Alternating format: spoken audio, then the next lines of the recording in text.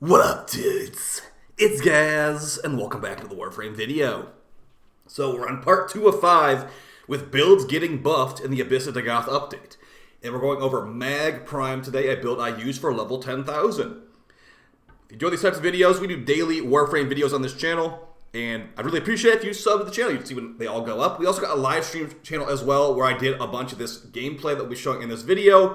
So if you want to do some level 10,000 missions, maybe get into Steel Path, endurance runs, come stop by, and I can teach you my ways. Or you can just watch a bunch of my videos too, that also technically works. Alright, so let's get into it. We got Mag Prime, and this is a Nourish Mag build. Why am I using Nourish on Mag? Well, did you know that Nourish viral buff works on her little shard things she creates and makes them do viral and slash?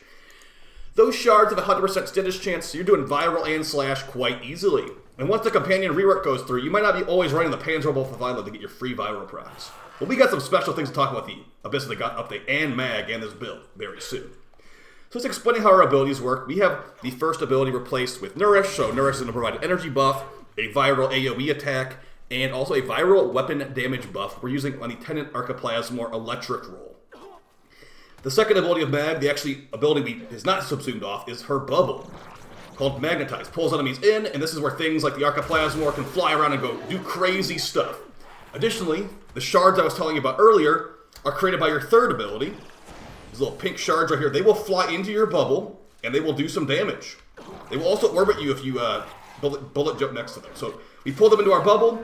So this is just the shards doing this right now. Slash procs, 40 plus slash procs, and 10x viral. Now the 10x viral, we definitely could outsource that from our Vulpaphyla, but also keep in mind that that viral buff from Nourish applies to our Arca Plasmor, making us do even more damage. Now, we killed them before we could actually cast the fourth ability. Let's just go ahead and cast that. It's going to be called Crush. And with the augment mod we have active right now, it will make it where all enemies are going to have their armor fully removed. So if you just combine all those things together, so the way the combo works, Nourish, 3, 2, 4. They should all be dead. That's the combo. Get your shards, get your armor removal, and pull along together. So I'm literally not shooting a single bullet to do this. These are level 195 Steel Path heavy gunners. So, and of course we can do big damage with our gun too. So let's go ahead and discuss all the synergies we have here. We'll also show some level 10,000 gameplay, and also a buff that's coming to not just Mag, but other frames as well. So we'll review everything here. I've also got lots of Mag weapon synergies I want to show you guys here with the bubble, because there's lots of different options with the bubble. Now, I will let you know, when we did the level 10,000 mission, I was not using this mod, Counter Pulse. But I do highly recommend this mod, Counter Pulse, on Mag, as what it does is her third ability, the one that creates the shards of the enemies, will actually make it where the enemies are stunned, and it also goes through Overguard. So, overguarded Eximus enemies, as long as they have a gun, they will be stunned. And not many abilities in the game can do an AoE Eximus stun like that. So, that's a somewhat unique thing to Mag right there. If it's a melee Eximus, they will not become stunned, so keep that in mind. So, obviously it will not work on a Thrax with a gigantic Death Scythe. But reviewing the build here, you might notice that we have Equilibrium on. This mod allows you to pick up a health orb, and it will basically become a health and energy orb, and vice versa. Energy orb will become an energy and health orb. This mod is actually getting buffed in the Abyss of Dagoth update. I think a lot of people don't actually know about this because it was not discussed in the dev stream, but we have lead DE Dev Pablo's Twitter right here. This will be getting buffed. Orb pickups at max also will work for Equilibrium after this update. So, in the current version of the game, you pretty much have to run another mod on your companion to make this actually work. I believe it's called like Synth Fiber. This does not currently work this way, so but we're forcing it to work this way because we have this mod on the Panzer called Synth Fiber. It basically just allows you to pick up health orbs when you're full health. So that type of feature will be built in at base on the 18th. So keep in mind, you will not need to run Synth Fiber ever again, probably. And you just run around, and every orb will become a health orb and an energy orb, and vice versa. You're going to be getting tons and tons of energy. And this does work with Nourish. It might not show up on the UI, but it actually is working on your energy bar. You're getting massive energy from Equilibrium and Nourish combined together. So the more strength you get, the more energy you get. So as far as other sources of power strength, we have 154 on the build. If we use Molt Augmented and Matter Eye, we're at about 254% power strength on the build, which I'm still kind of not happy about. I wish it could be higher than that. But really, if we throw in more power strength mods on here, we're really nuking our stats in other departments. So, hey, once that buff goes through, maybe you could run Blind Rage on here. But there's just times where it's like, okay, do I have 155 energy to cast this? Probably not. So, Keep on Counter Pulse for now. You could maybe put on Blind Rage instead of Umbral Intensify for like 50% more power strength if that's going to be good for you. But as it stands right now, let's just review every mod. So, Prime Continuity. Duration's quite good on Mag. Not only does it make our Nourish buff last longer, it makes our Fracturing Crush stun last longer because this augment... Usually, Fracturing Crush, or rather, Crush or Fourth ability does not remove enemy armor at base. This removes enemy armor with the augment. It also makes them stun for quite a while, so the stun will scale with duration. You get shields per hit from Crush as well, so if you jail a bunch of strength, you'll get full shield getting all over the place. That's kind of what's happening here. And duration for, her 3, I think that's good. I don't actually know if it's good. It's good for the Counter Pulse augment. The Eximus stun scales with duration too, so make sure you got duration for that. And for her bubble, you don't need too much duration for the bubble because you'll usually just like fire one shot and everything will be dead in the bubble. But yeah, we got 2 augments here. One of them makes it where your 4 removes armor and stuns enemies, and the augment for your 3 makes Eximus get stunned. And you can basically just perma-stun Eximus, which is quite nice at high levels. We got Prime Flow on here. Now, if you were feeling a little bit more dangerous than I am right now, maybe you could take off Prime Flow as we are running Equilibrium. But I mean, there's just times where you don't want... If you run the energy, you're dead. Like, that's basically how this frame works, so... As an extra safety net with Equilibrium and Flow, you could technically take one of those off for personal preference. Maybe a little bit more range, a little bit more duration, etc., etc. Rolling Guard, just because, when you're surrounded by Thrax, there's times where you need to Rolling Guard. If you are able to get off a Rolling Guard with Mag and cast your 4, you should be set after that. And then the last 2 things, we got Stretch for more area coverage with our abilities, and Umbral Intensify for more power strength, which we want really badly. Her third ability, her second ability, the Bubble... The damage of enemies in the bubble scales with power strength. You can see right there, targeted damage multiplier. If you jam all the strength you can make that bubble annihilate everything. So that's basically it. Holster amp, so when we can swap weapons to do even more damage. Multi-augmented for more power strength. Arcan Aegis for shields. We're storing so much shields, this should proc. This might get nerfed in the update indirectly, but we'll have to see. Now let's start going over weapon builds here and weapon choices. So, Lieutenant Arca Plasmor is one of the better choices for Mag in the bubble, but, it's a pretty popular one, so I decided I want to do something a little bit different here. We got an electric Arca Plasmor.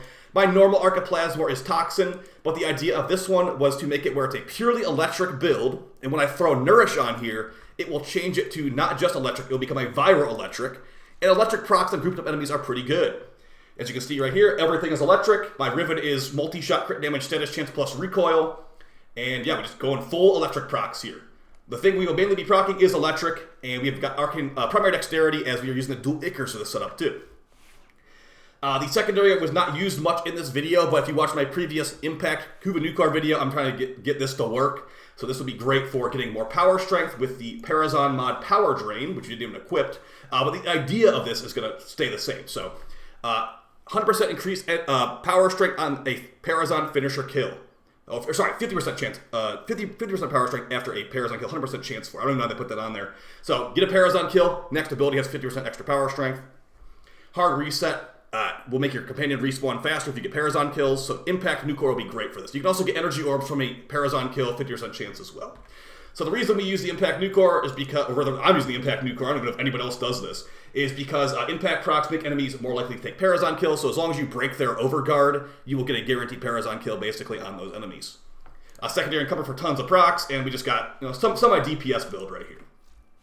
For the dual Ichors, this actually worked pretty well on Mag, but I don't know if I recommend it to everybody on Mag. So basically the way this thing works, it's a dual sword. When it goes into incarnon mode, every kill will create a toxin cloud that can scale with elemental mods, make it a viral cloud, make it a gas cloud, blah, blah, blah. So enemies dying in your bubble are going to be hit by this, and then they'll be, if more enemies enter the bubble, they'll be already viral proc and getting slashed up and all that stuff too. So it's pretty nice. Also, another Chain of the Abyss with the Goth update, we're getting auto melee. So you'll be able to, attack. You just hold on the button and it'll attack for you. So that's enough of the builds. Let's go ahead and get into some of the gameplay footage. Just reminder, I wish I had more power strength for this, but let's just see how it goes. I mostly want to display to you how this shield gating works and how nice it is just to jump around, not to worry about any enemy. So I'm literally surrounded by nullifier or Grenadier nullifiers and what are they called? Tricarians and also Eximus here. I should have probably died, but I didn't, because that's how Mag works. You just cast abilities and you're good. As you can see, my energy bar is near full, and as it goes down, I immediately go up because of Equilibrium. I am near invincible on this build. I don't know if I died once in this whole mission. Maybe once, around level 7,000. I was beyond surrounded, but As you can see, as long as you can cast abilities, you're good to go. We're running 4 casting speed shards on this build, which is probably overkill. You could take off 2 of those casting speed shards for 2 more power strength shards, if you'd like, for 20% more power strength. We'll just make everything stronger, obviously. But I just want to go as much casting as possible, because when you're casting abilities in this frame, you are alive. And in this run right here, I was getting slash proc constantly. So another synergy you could do, once the Panzer Phyla is not the only option, once the Abyss of the Goth update comes out, try out the Worm Prime Sentinel. The Worm Prime Sentinel has an ability called Negate, which will prevent a status effect every 5 seconds.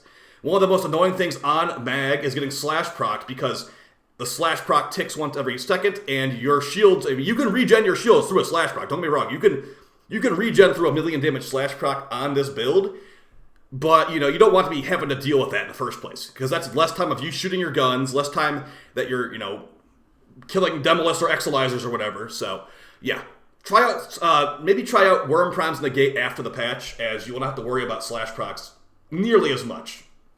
So just going a little bit later here, this is where my damage definitely was feeling a little bit lacking. Don't feel, if you want to use the Arca Plasmor on Mag, a Toxin Arca Plasmor works great. Some other weapons I've been using on Mag just to experiment with. I think one of the strongest ones actually is the Miter Incarnon. It just annihilates enemies in that bubble. Additionally, the Lex Incarnon is very similar to the Arca Plasmor shot, but has a force impact proc. So if you want some good damage, try the Lex Incarnon. I'll show a build for it really quick before the end of the video here. Try the Lex Incarnon on Mag in her bubble, and you might see some pretty good results, especially with the hemorrhage mod. But we were mostly using the dual Ichors here just to give that a shot with her bubble. Dual Ichors and the Arca Plasmor were the main weapons used in this footage. So she could definitely slay out. Good luck getting more power strength, though, because she does kind of want a good amount of stats. You want some duration, you want some range. You could probably get away with no range mods, I suppose. But, you know, depends on the room layout, like what tile you play on, all that stuff. So full armor strip. I think she can technically remove enemy shields, too, with her 3, but that wasn't really a focus of this build at all. And she can kill enemies at high level with just abilities, too. Like use the fragments from your 3, use the shards. I wouldn't really recommend that as your main DPS source. You should definitely use weapons as your main DPS source here, but yeah, she can definitely get the job done. I hope you guys found this enjoyable and helpful. The amount of shields you get from your 4 does scale with strength, so if you have a ton of strength, you'll get full shield gate near instantly. With this setup, you need to hit like a good 8 or 10 enemies, I'd say, for a full shield gate. So just getting buffed, just like the Trin build from the other day. This one probably looks a little bit more tame, but that's because Mag is more of a weapon synergy frame than straight up just an ability DPS. That Trinity build was killing level 10,000 in one hit with one ability. This one's more like, okay, get some good builds on your weapons and, you know, just constantly shield gate. So I almost died there, actually, funny enough. So you need to make sure you have a constant flow of enemies to be casting these abilities, or you're kind of in trouble. So I hope you guys found this video fun, helpful. I'm not the biggest Mag player, I'll admit. I hardly ever play Mag, but I've been enjoying this one. Some other Helmuth options on Mag that are good. Eclipse is good. Roar is good. Breach Surge is really good, too, actually. If you use Mag's bubble with Breach Surge, those Breach Surge projectiles can go kind of crazy in the bubble, so maybe try that out, too. But yeah, Nourish is great, but if you're running Nourish, make sure that you have the highest power from your entire team for Nourish, because only one player's Nourish will work. We had 2 Nourish in our team. I ran it anyway just to make sure that I always had it up, because it's pretty crucial to my ability spam playstyle and all that. So I'll see you guys next video. Appreciate all the support. Take it easy. Bye.